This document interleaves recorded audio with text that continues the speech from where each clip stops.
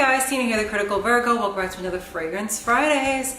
So I decided I wanted to do a little series. It's going to be a 3-part series. Today will be the first installment on it's a house that everybody has heard of and is familiar with. It doesn't get a lot of recognition, but this is actually a passion project. Bespoke fragrances that branch off of a house, as confusing as that sounds. So a few months ago I went to New York before I moved to Florida from Ohio, back to Florida from Ohio, and I went, to where all the shops were, and I visited Le Labo, Malin & Goats, and Atelier that are all on the same strip, in addition to a few other places, but we're just focusing on that strip now. So I was familiar with Malin & Goats, and I had a few of their fragrances before. Some I was blown away with, some I wasn't. And when I went into the shop, this girl asked me if I heard about their passion project, and I said no. So she introduced me to, and I'm not really sure how to pronounce this because it's Dutch, but it looks like Atelier, or if you want to do it French, Atelier, and the last word is Bloem. And I did find a pronunciation for the second part, but not for the first part, in Dutch. And it is, like I said, their passion project of Matthew, Malin, and Andrew Goats. And I tried to find definitions, and Atelier or Atelier in Dutch is shop, and Bloem is flower. So I don't know if it's flower shop or shop flower, but on the back of the boxes it does mention that all these fragrances are inspired by Amsterdam's famed flower market. So that would make sense, like a flower shop, I guess, right? And they all have the same bottle. It's very simple, classic, just a nice white face on a big clear bottle with a nice black cap, easy to take off. I got a chance to try them all, but when I left the shop, these three that I'm going to do this series on really stuck out to me, and I've been thinking about them since I moved back, and as a birthday gift to myself, I decided just to buy them. I got Nieuw Amsterdam, William, and I also got 1614. So today I'm going to start off with Nieuw Amsterdam, which was the original Dutch name for New York, and I just felt like it was fitting because I discovered this while I was in New York. So they do write the notes on the back.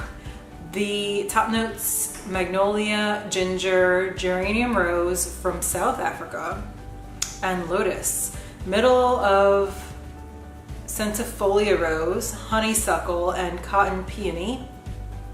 Dry down of oud, atlas cedarwood, amber, and skin musk.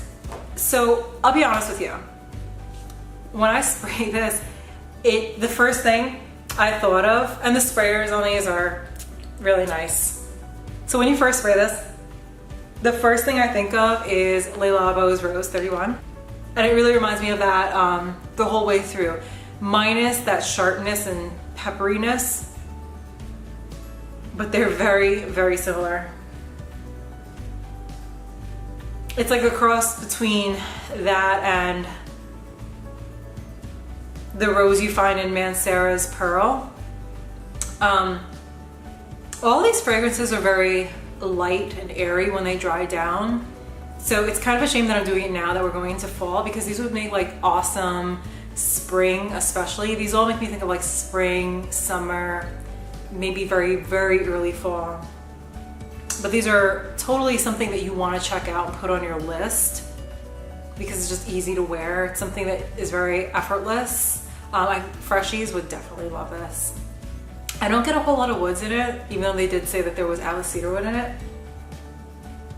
And I don't really get a lot of spiciness at all. Maybe in that initial blast while it's drying down, that might be the ginger, but I don't get any of that. It really smells like a cross between the rose you find in Mancera's Pearl and Le Labo 31.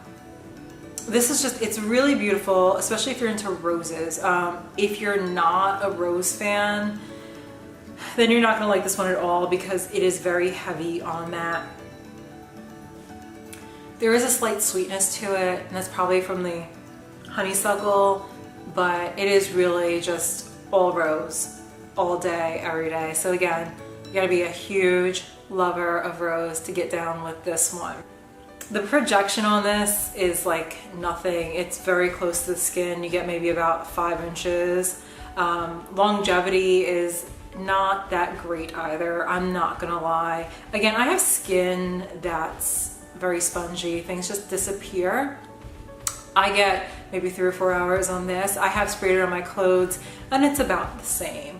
But it is a very light, fresh fragrance. Would I buy this again? I definitely would. This was something that stuck out in my mind for a long time.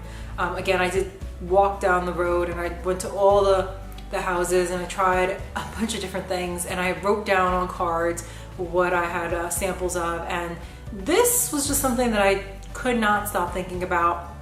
Even though the longevity and the projection kind of suck, I do like to wear fragrances that are light and airy before I go to bed. Just something to kind of calm me down, and this definitely fits that bill. It's not going to keep you up at night. If you work in like a office where people are very sensitive, and this would also be a really great fragrance because again, it doesn't project much at all. It's a very personal fragrance, even though it is floral.